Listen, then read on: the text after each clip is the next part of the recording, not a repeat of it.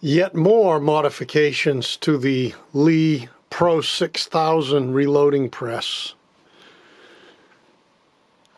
I've got two other videos out there that are showing most of the modifications that I've done to this press so far, but a couple of other things have happened just in the last couple of days. First of all, the inline Lee Bullet Cedar came in. I got to tell you, it's fantastic. It helps if you know how to synchronize 6 downdraft carburetors on a Ferrari.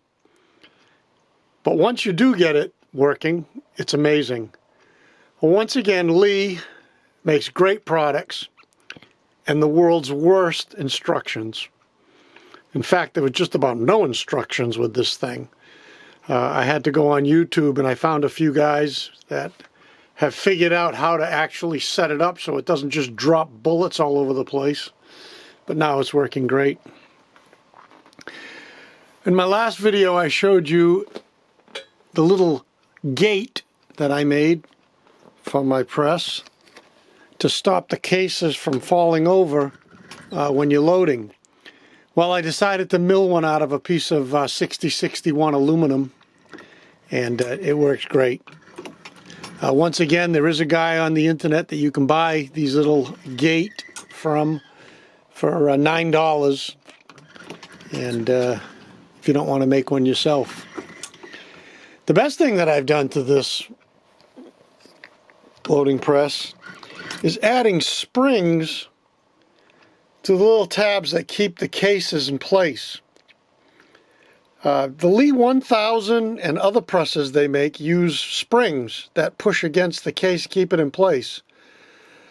This press simply uses these little plastic, I don't know what you call them, little plastic things, and they're not spring loaded. They're just friction holds them kind of in place.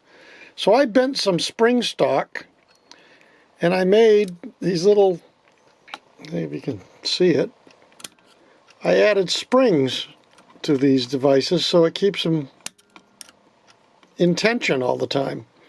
So far I'm only using the powder drop and the bullet seating, so I've only got these springs on two of the locations. I just want to see if I can give you a better shot of what that looks like. It's just some spring material that I had, and I bent it, and it just holds the tab against the case. Much better than what it was. The other thing I did is I had a little bit of LED rope left over from another project, so I added lights. This is a huge improvement, by the way. You can see right down in the case whether you've got powder or not. Big improvement. And there must be 20 different ways that you can add lights to a reloading press. Don't have to do it this way.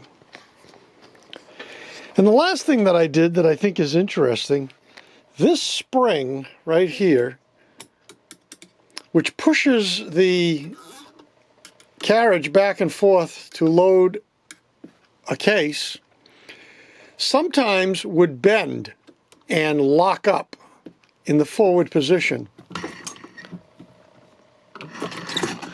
So I simply cut a piece of wire, or a coat hanger actually, and forced it down inside the spring to make this spring solid. Now it still has spring in one direction, but in the direction where it's pushing the carriage back, it doesn't need to be a spring. So now it's solid to push the carriage back, and it's still a spring to move forward. Huge improvement over what they originally had. Now the Lee 1000 and the 4000 and others, they actually use a bar rather than a spring. I don't know why Lee went with a spring, but adding a piece of coat hanger in the middle of it stiffens it right up, and no longer does it bind on the way back like it used to. So that's basically it. If you saw my video on the powder reservoir, I cut the top open with a hole saw, so I don't have to remove it to load it.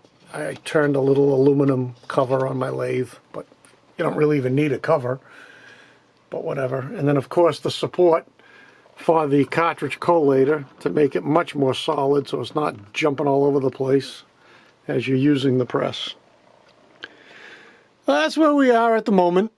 I'm loving it. It loads excellent rounds and it's incredibly fast. Thanks for watching. Don't forget to subscribe, hit that like button.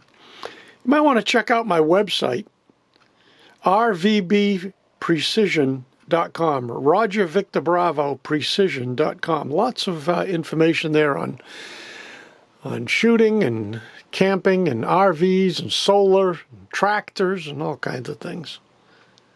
Thank you.